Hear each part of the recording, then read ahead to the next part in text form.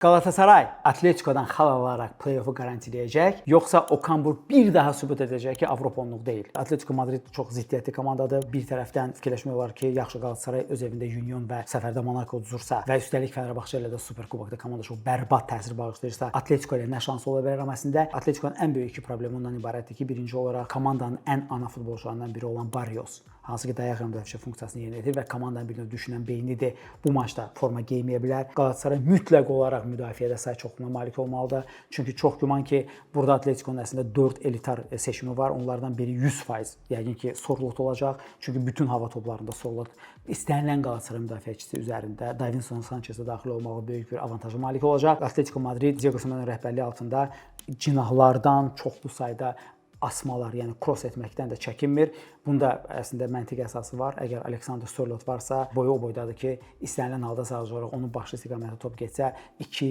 rəqib müdafiəçisini belə öz fizikası sayəsində əzib keçə bilər. Məsələn üçün Sorlothun vurduğu qollara baxa bilərik. Və ya bu epizodda gördüyümüz kimi Atletico Madridin futbolçusu sol cinahdan rəqabətsiz keçir. Ona təzyiq eləyən yoxdur və yenə də daha bir asma. Baxmayaraq ki, müdafiəçilərin də həmin asmanı qarşılamağa kifayət qədər vaxtı var. Bu oyun elementi Atletico Madriddə o qədər cilalanıb ki, Atletico'nun uğur şansı daha çoxdur, nəinki rəqib onu neytrallaşdırsın. Atletico Madrid bu mövsüm dəfələrlə amansız pressing altında əzilir. İkinci ssenari əlbəttə ki, cinah yüklənməsidir. Bunda Galatasaray çox yaxşı bacarır. Misal üçün Real Sociedadla maça baxsaq, Real Sociedad bir hissədə az qala bir 5 dəqiqə ərzində 2 dəfə Atletico Madridi cəzalandıracaqdır. Birinci gördüyümüz epizodda müdafiə keçidi iflasa uğrayır və burada Oyarzabal Atletico Madridin müdafiəçisini, mərkəz müdafiəçisini özünə çəkərək boşluq yaradır. Həmin boşluqdan Sociedad oyunçuları yararlana bilmir. İkinci epizod isə bu dəfə artıq Sociedad Atletico'nu bağışlamır. Burada gördüyümüz kimi yenə də Oyarzabal sağ cinaha çəkilərək, yəni öz mərkəz mövqeyindən çəkilir və Atletico'nun müdafiəsini aralayır. Nəticədə